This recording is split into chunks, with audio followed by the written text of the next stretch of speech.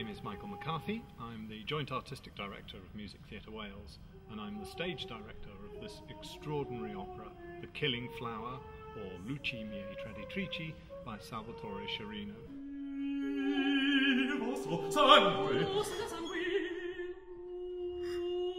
Sciarrino is a unique musician.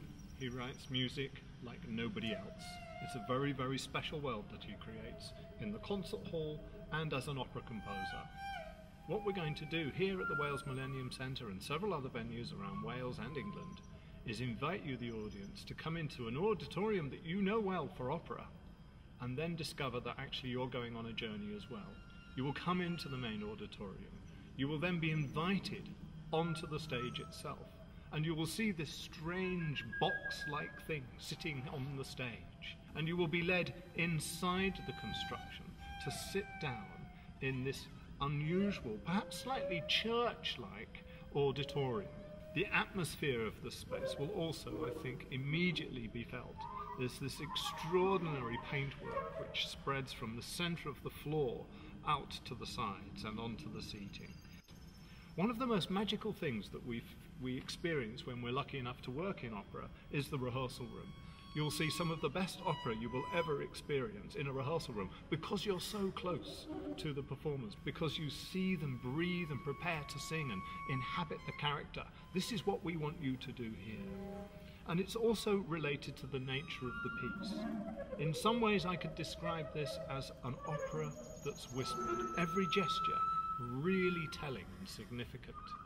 So when you as an audience person will be sitting alongside here, listening in, overhearing, watching, feeling part of, sometimes sharing moments with the performers as they draw you into their own world. What we have here is the ensemble of musicians who also play like a whisper. The way that the opera works is it's based on a very true story of an extraordinary composer, Gesualdo. He is very well known for two things. One is writing the most extraordinarily complex musical motets, the beautiful, rich, chromatic music. But he's also known for really brutal and malicious murder of his wife and her lover. An act of absolute jealousy and rage, a passionate crime if ever there was one. And what's extraordinary is that this tormented man, writing this highly chromatic, often very painful, heartfelt music. So the two sort of go side by side. What Sciarrino does allows us to come closer to the real people at the heart of this story. This isn't a conventional plot. This isn't an opera that explores who done it. Why is he murdering this woman? It's very different. It's a story that lets us get inside the minds and inside the psychology and inside the emotions of the characters involved.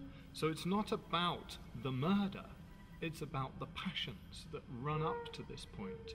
It's about the love that the Duke and the Duchess genuinely have at the beginning of the opera.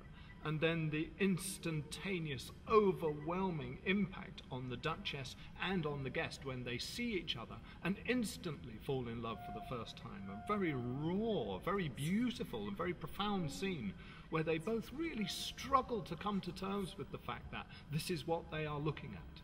And they're true to their emotions, and yet they want to be true to the lives that they have. And they both know that this is about betrayal, but they have to follow their hearts.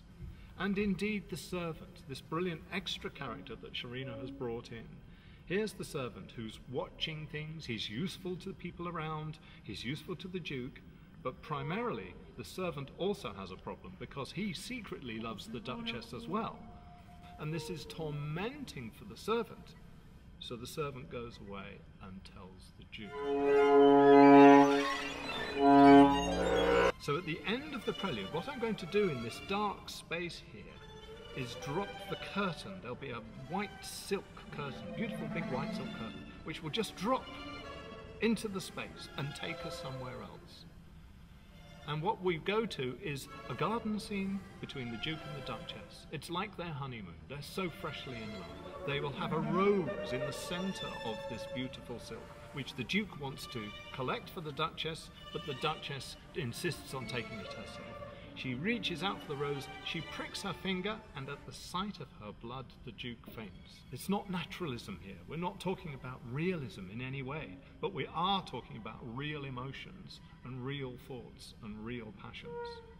You'll notice here we have a table, and this table takes on a very powerful significance.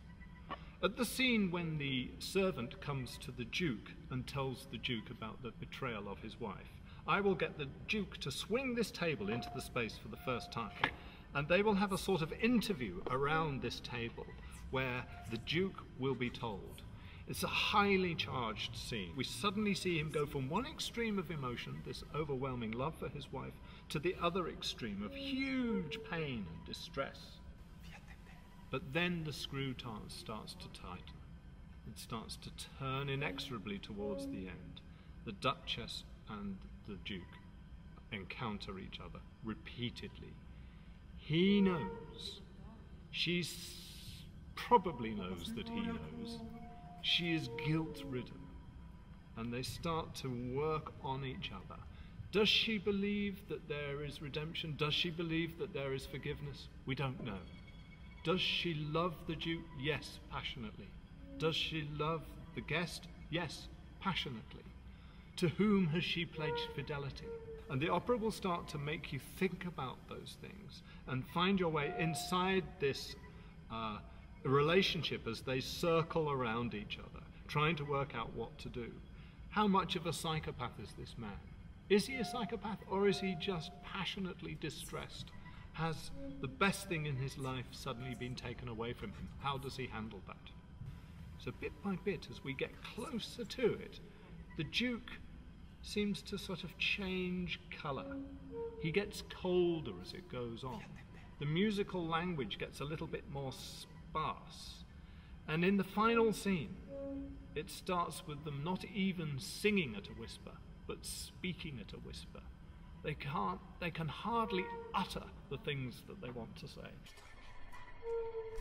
For the final scene, the Duke will bring the table back, and on the table will be the bloody body of the guest.